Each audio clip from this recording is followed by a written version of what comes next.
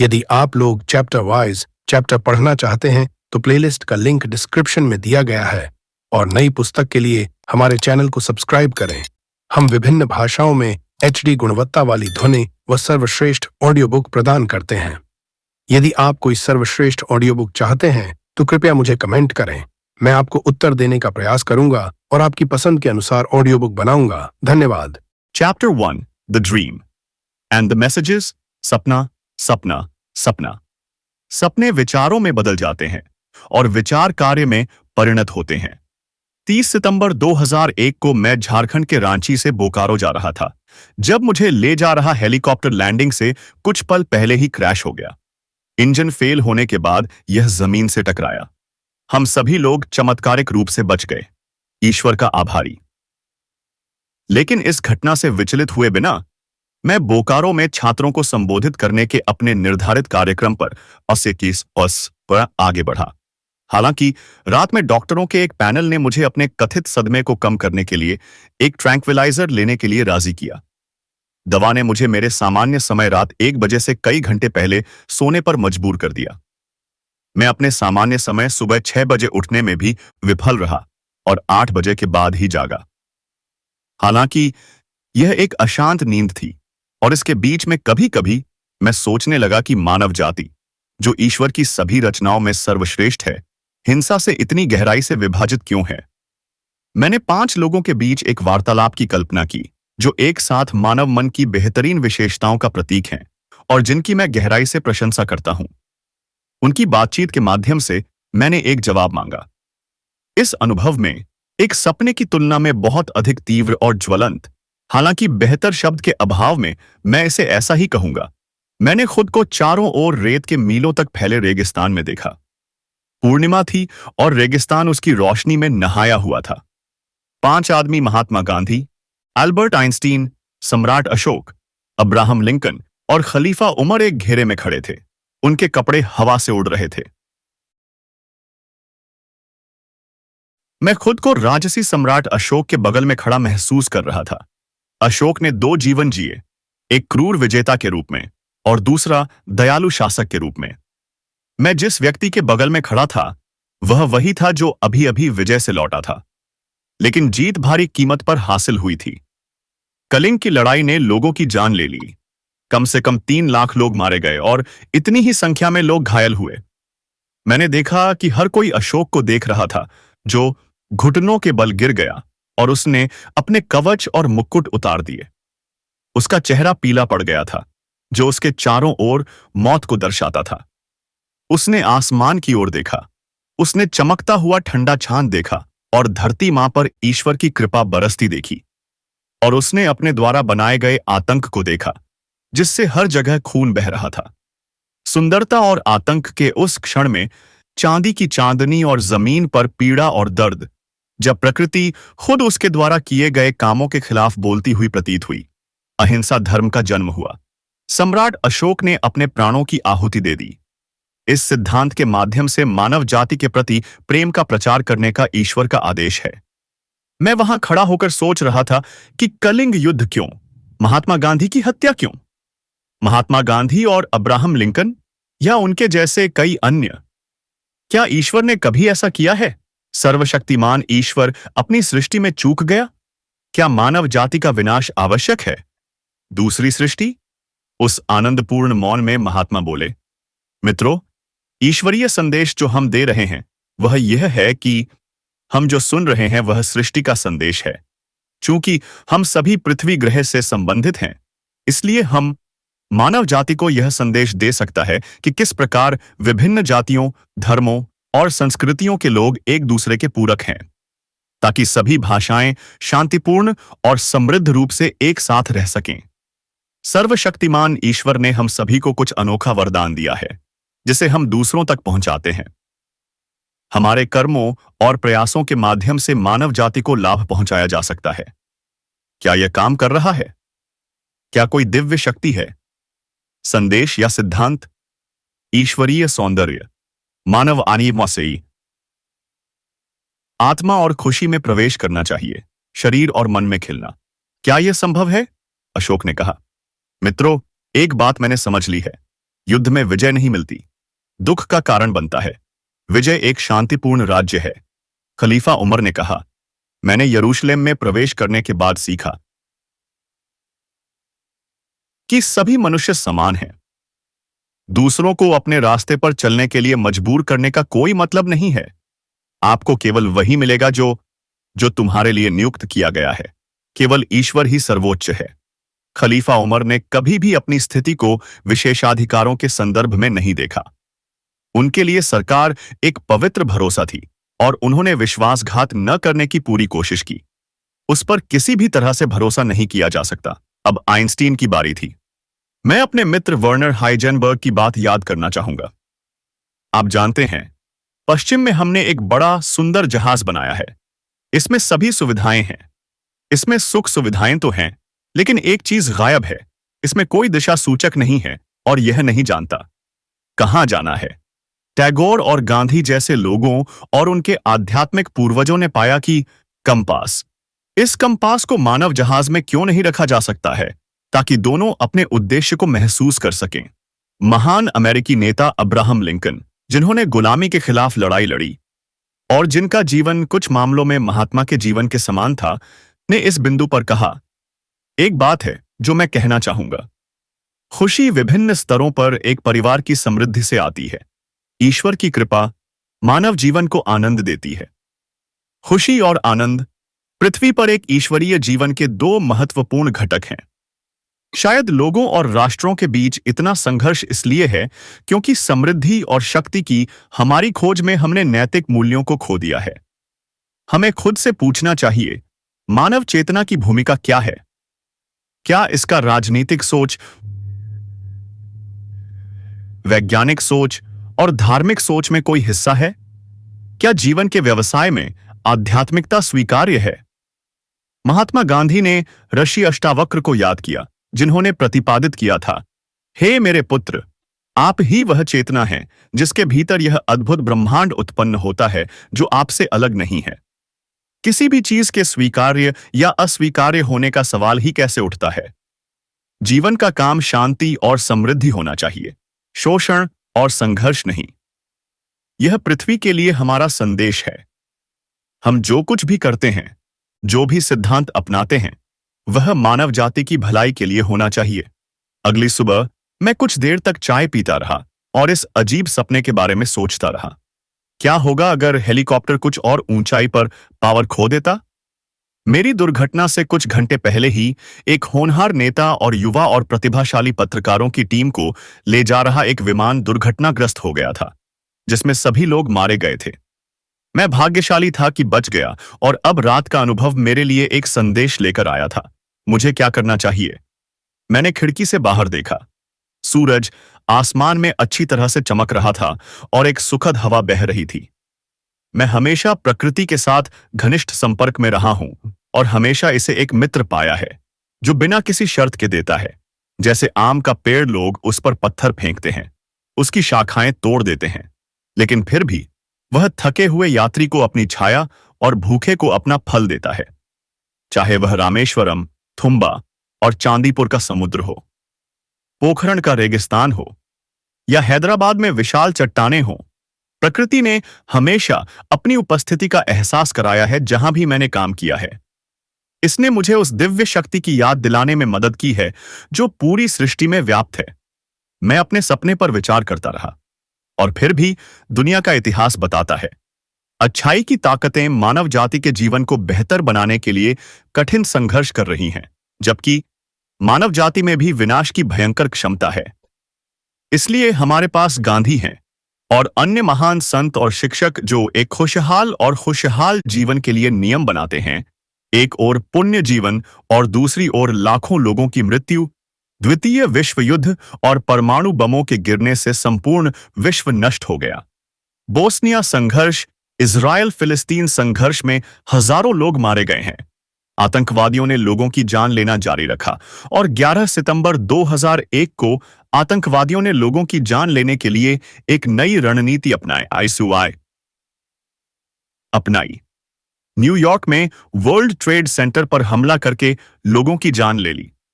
घर पर भोपाल गैस त्रासदी में एक डॉक्टर की लापरवाही के कारण 30,000 लोगों की मौत हो गई थी। बहुराष्ट्रीय कंपनी पर हमला और कश्मीर घाटी में हजारों लोग मारे गए। हिंसे हिंसा 13 दिसंबर 2001 को जब भारत के नेता संसद में थे, आतंकवादियों द्वारा देश को पंगु बनाने का प्रयास किया गया। यह सब कहां होगा? क्या हम खुद को नष्ट करने के लिए अभिशप्त हैं? नहीं, हमें एक शाश्वत रास्ता खोजना होगा। समाधान। मुझे कुछ वर्ष पहले लिखी अपनी एक कविता याद आ रही है, जीवन का वृक्ष। तुम, मानव जाति मेरी रचनाओं में सर्वश्रेष्ठ हो। तुम जियोगे और तब तक देते रहो जब तक तुम एक न हो जाओ। खुशी और दर्द में मेरा आनंद तुम में जन्म लेगा। प्रेम एक निरंतरता है। यही मानवता का मिशन है। आप जीवन वृक्ष में हर दिन देखेंगे। आप सीखते रहें और सीखते रहें मेरी सर्वोत्तम रचनाएं। मैंने अपने सपने में जिन 5 महान मनुष्यों को देखा, वे अलग अलग समय पर रहते थे। आधुनिक दुनिया में ऐसे मनुष्यों के उदाहरण कम ही हैं जो मन की प्रकृति को समझने से आने वाले गुणों को अपनाते हैं। एक बार एक बच्चे ने मुझसे पूछा कि क्या मैंने महाभारत पढ़ी है, और अगर पढ़ी है तो उसमें मेरा पसंदीदा पात्र कौन था। महाकाव्य के बहुआयामी पात्र मानव स्वभाव के लगभग हर पहलू का प्रतिनिधित्व करते हैं, अच्छे और बुरे दोनों। मैंने बच्चे को बताया कि मैं विशेष रूप से विदुर के चरित्र से आकर्षित था, जिसने सत्ता के गलत कामों के खिलाफ साहस दिखाया, और जब बाकी सभी ने अधर्म के अत्याचार के सामने आत्मसमर्पण करने का फैसला किया, तो उसमें अलग राय रखने का साहस था। आज हमारे लिए अपने नेताओं में एक सच्चे विदुर को ढूंढ पाना मुश्किल है। हमारे लिए ऐसे प्रबुद्ध व्यक्ति की कल्पना करना कठिन है, और ऐसे प्रबुद्ध व्यक्ति को पाने का लक्ष्य रखना और भी कठिन है। आज सार्वजनिक जीवन की गुणवत्ता, संवाद का निम्न स्तर और अहंकार, क्रोध, लालच, ईर्ष्या, द्वेष, क्रूरता, वासना, भय, चिंता और अशांति की मौजूदगी इससे भी अधिक निराशाजनक है। मुझे लगा कि मेरे अंदर एक नया दृढ़ संकल्प जाग रहा है। अपने इस सबसे महत्वपूर्ण निर्णय में मैंने भारत के बच्चों में भारत के सच्चे स्वोत की प्रकृति को खोजने में मदद करने का फैसला किया। मेरा अपना काम और वास्तव में मैं एक व्यक्ति के रूप में पृष्ठभूमि में चला गया। मेरा वैज्ञानिक करियर, मेरी टीमें, मेरे पुरस्कार, ये सब गौण हो गए। मैं इसके बजाय भारत की शाश्वत बुद्धिमत्ता का हिस्सा बनना चाहता था। मैं खुद से परे जाने और खुश बच्चों के साथ अपनी बातचीत के माध्यम से हमारे भीतर मौजूद आंतरिक उच्चतर स्वविशेषी की खोज करने की आशा करता था। कहा जाता है कि एक व्यक्ति अपने जीवन काल में विभिन्न चरणों से गुजरता है। डॉक्टर वेन डब्ल्यू डायर ने अपनी पुस्तक मैनिफेस्ट योर डेस्टिनी में उन्हें एथलीट चरण, योद्धा चरण, राजनेता चरण और आत्मा चरण के रूप में एक दिलचस्प वर्गीकरण किया है।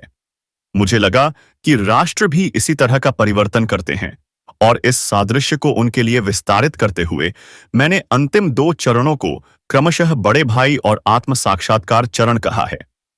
चरण आवश्यक रूप से अनुक्रम में नहीं होते हैं, वे सह अस्तित्व में हो सकते हैं, जिसमें एक पहलू प्रमुख होता है। पहले, एथलीट चरण में एक राष्ट्र स्वतंत्रता संग्राम या किसी अन्य परिवर्तन से अभी अभी उबरा है और प्रदर्शन और उपलब्धि की ऊर्जावान खोज में लग जाता है। जापान, सिंगापुर और मलेशिया में ऐसा हुआ है। जब कोई राष्ट्र इस चरण को पीछे छोड़ देता है, तो वह आमतौर पर योद्धा चरण में प्रवेश करता है।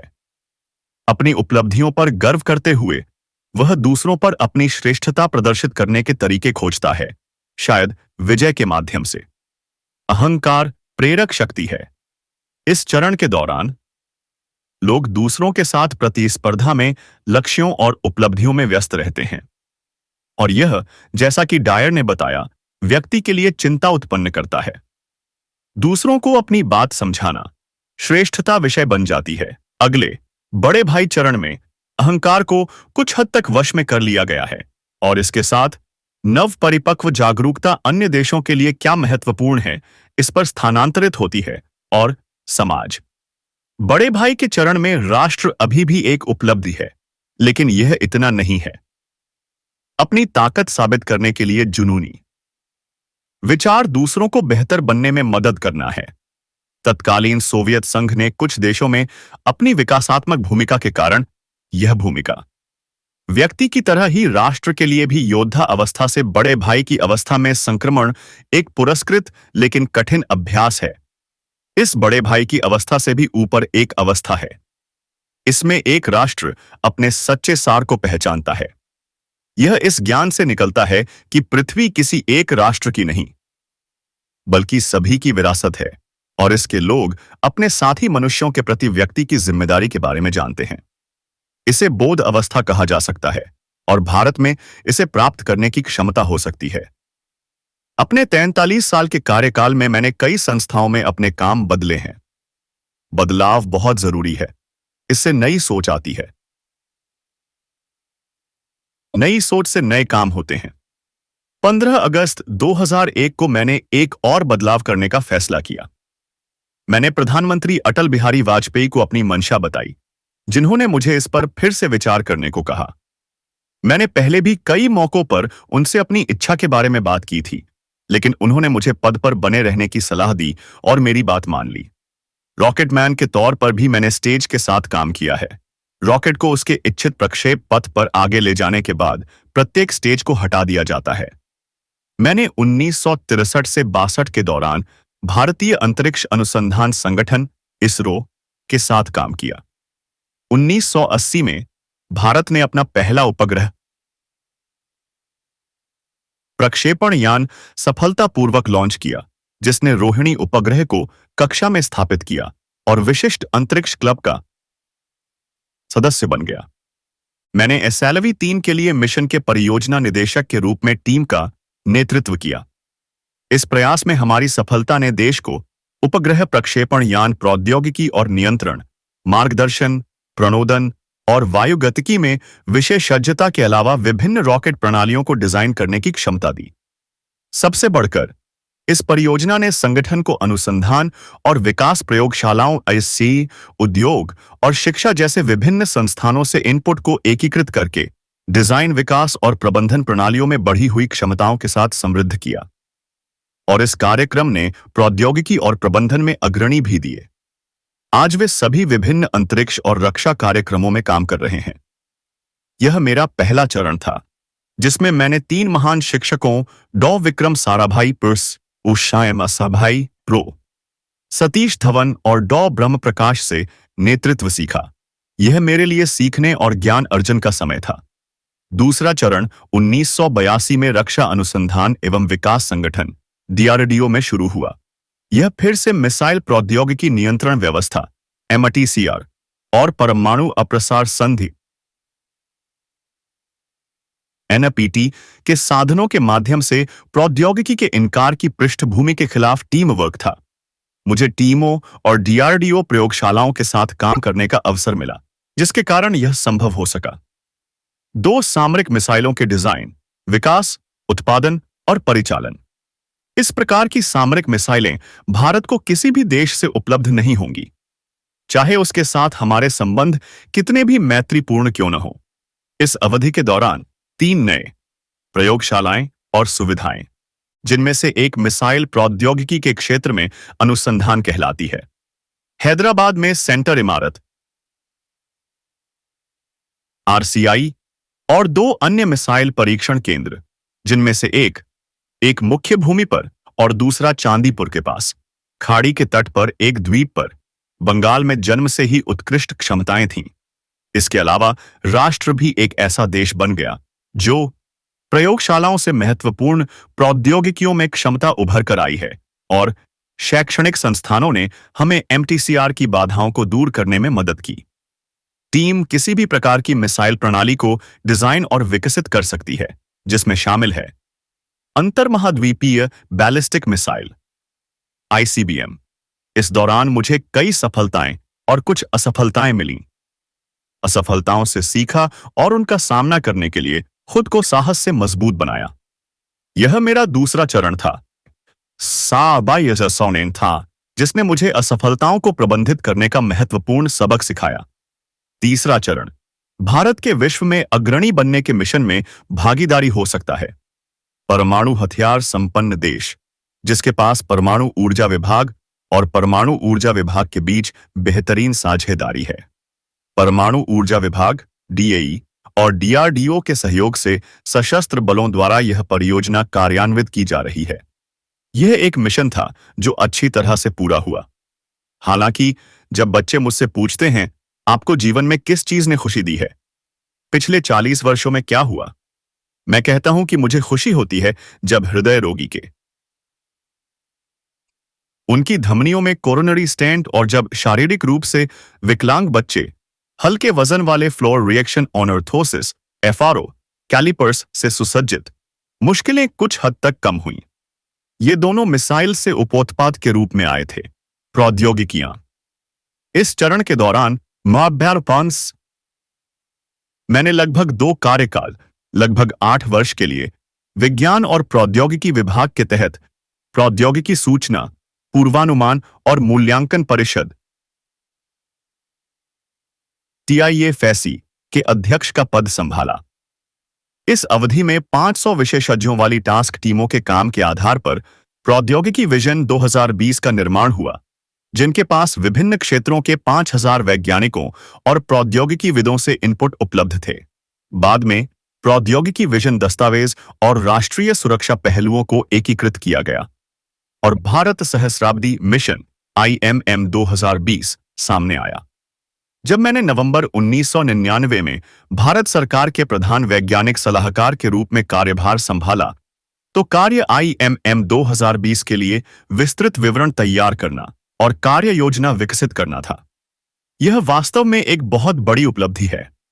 भारत को विकसित देश बनाने का रोड मैप राष्ट्र का दूसरा विजन, शिक्षा, कृषि और कई गांवों के एकीकृत विकास पर कुछ प्रयोगात्मक कार्य और तमन्निस वर्तमान में प्रगति पर हैं। इस विषय पर कैबिनेट का एक पत्र सरकार की मंजूरी के लिए भेजा गया है। इस तीसरे चरण के दौरान संस्थागत भागीदारी के साथ तकनीकी ताकत का निर्माण, सामाजिक आवश्यकताओं के लिए प्रौद्योगिकी को अपनाना और राष्ट्र के लिए विजन तैयार करना, इन सभी बातों पर मेरा ध्यान केंद्रित रहा। 30 सितंबर 2001 की हेलीकॉप्टर दुर्घटना ने मुझे एहसास दिलाया कि तीसरे चरण को त्यागने का समय आ गया है। 2 अक्टूबर को महात्मा गांधी के जन्मदिन पर यह विचार और भी पुख्ता हो गया, जब मैं केरल के कोल्लम में माता अमृतानंदमयी के आश्रम में गया। उन्होंने नेताओं और उद्यमियों की नई पीढ़ी तैयार करने के लिए शिक्षा के साथ आध्यात्मिकता को एकीकृत करने की आवश्यकता पर जोर दिया। 12 अक्टूबर 2001 को सूर्य के चारों ओर अपनी 70 परिक्रमाएं पूरी करने से 3 दिन पहले मैंने औपचारिक रूप से प्रधानमंत्री को अपने सेवानिवृत्त होने के निर्णय के बारे में लिखा और 1 महीने के भीतर कार्यमुक्त होने का अनुरोध किया। इस बार उन्होंने नरमी दिखाई और मेरी बात मान ली गई। इस बीच मैं स्कूलों का दौरा करता रहता हूं। कई राज्यों, खासतौर पर पूर्वोत्तर के 2 राज्यों असम और त्रिपुरा, झारखंड और तमिलनाडु के कुछ स्थानों की अपनी यात्राओं के दौरान मैंने हजारों छात्रों को संबोधित किया है, जिनकी संख्या पिछली गिनती के अनुसार लगभग 40,000 थी। मैंने पाया है कि मैं इस आयु वर्ग के लोगों से अच्छी तरह से संवाद कर पाता हूं। मैं उनकी कल्पनाओं को साझा करता हूं। सबसे महत्वपूर्ण बात यह है कि उनके साथ बातचीत के माध्यम से मुझे लगता है कि मैं उनके मन में विज्ञान के प्रति प्रेम जगा सकता हूं और इसके माध्यम से एक विकसित भारत को प्राप्त करने के लिए मिशन की भावना जगा सकता हूं। क्या यह मेरा चौथा चरण होगा? क्या मैं सफल हो पाऊंगा? मैं वास्तव में नहीं जानता, लेकिन मैं यह जानता हूं कि स्वर्ग या पृथ्वी पर किसी सपने के प्रति प्रतिबद्धता से बड़ी कोई शक्ति नहीं है।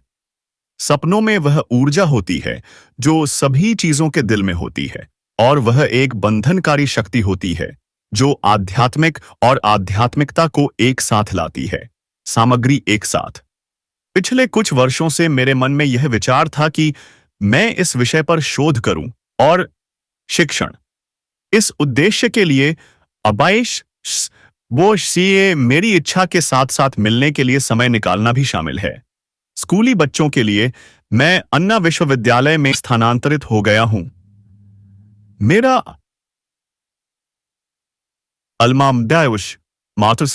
क्या बढ़िया। ऐसा महसूस हो रहा है कि यह रचनात्मकता और उत्साह से भरपूर युवा लोगों के बीच है। इस देश के बुजुर्गों के पास इस देश को दिशा देने की कितनी बड़ी जिम्मेदारी है। राष्ट्र निर्माण के लिए रचनात्मक तरीके से जबरदस्त ऊर्जा। हम छूटे हुए अवसरों और अतीत की असफलताओं की भरपाई कैसे कर सकते हैं? सारांश: आध्यात्मिकता को शिक्षा के साथ एकीकृत किया जाना चाहिए। आत्म साक्षात्कार पर ध्यान केंद्रित करना चाहिए। हम में से प्रत्येक को अपने उच्चतर स्व के प्रति जागरूक होना चाहिए। हम एक महान अतीत से एक महान भविष्य की कड़ी हैं। हमें अपनी सुप्त आंतरिक ऊर्जा को प्रज्वलित करना चाहिए और उसे अपने जीवन का मार्गदर्शन करने देना चाहिए। रचनात्मक प्रयास में लगे ऐसे मन की चमक इस राष्ट्र में शांति, समृद्धि और आनंद लाएगी।